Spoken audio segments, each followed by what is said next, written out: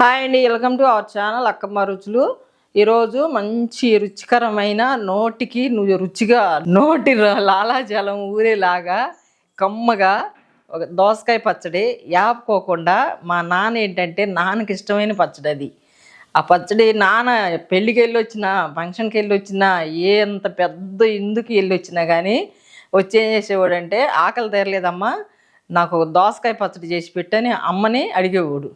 అమ్మ క్షణాల్లో చేసి పెట్టేది. ఆ దోసకాయ పచ్చడి చేసే ప్రాసెస్ ఏంటో మనం ఇప్పుడు చూద్దాం. వీడియోలోకి వెళ్దాం పండి, చూపిస్తాను. ఓకే, ఇదిగోండి దోసకాయ పచ్చడి చేసుకునే ప్రాసెస్ ఇది. ఇదిగోండి దోసకాయ పచ్చడిలో కావాల్సినవి ఒక చిన్న దోసకాయ, అంత దోసకాయ తీసుకున్నాను.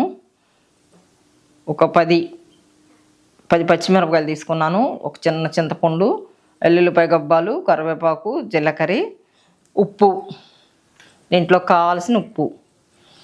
ఇది రోటితో దంచుకుందాం, చూద్దాం. ఇదిగోండి చూసారా, యాపుకోకుండా పచ్చిమిరపకాయలు. ఇటువంటి టేస్ట్ అంటే నాన్నకు బాగా ఇష్టం. ఒట్టిదే వేసుకొని దమ్ము బిర్యానీ తినొచ్చినా కానీ ఈ దోసకాయ పచ్చడి చేపించుకొని తినేవాడు అనమాట. ఉప్పు వేస్తున్నాను చూడండి.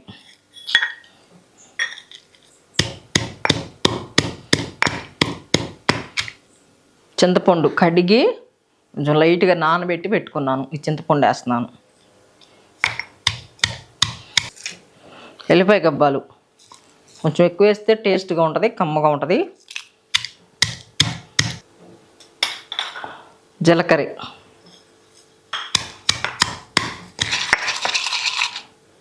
కరివేపాకు, తరిగి పెట్టుకున్న దోసకాయ,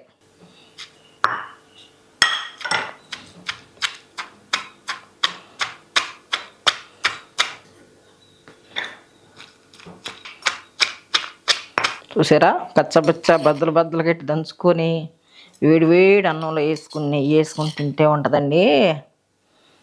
పద పద పద పద పద అంటూ ఉంటుంది. ఈ కమ్మదనం వేరండి. ఇదివరకు పెద్దోళ్ళు ఏంటంటే ఇట్లాంటి టేస్ట్కి ఏమీ లేకుండా ఇట్లాంటి టేస్ట్కి అలవాటు పడి వేడి అన్నం వండించుకొని కమ్మగా కడుపు నిండా తినేవాళ్ళు. ఇప్పుడు ఎక్కడ అంత కలుషితమైన ఫుడ్డు, మసాలాలు. చూసారా, ఇది ఈ పచ్చడి వేసుకొని వేడన్నం వేసుకొని తింటే అమృతంలాగా ఉంటుంది. వేడి అన్నంలో ఒక్క ముక్క చూద్దాం టేస్టు. కానీ మంచి కారం గల్ల మిరపకాయలు.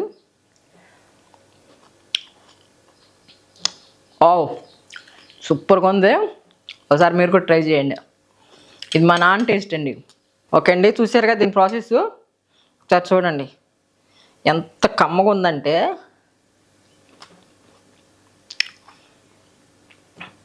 కారం గల్ల కాయలు, చిన్న మిరగాయలు, మంచి కారం ఉంది మిరగాయల్లో. ఈ దోసకాయకి వేసిన పదార్థాలన్నీ కరెక్ట్గా సరిపోయినాయి. ఎక్సలెంట్గా ఉంది.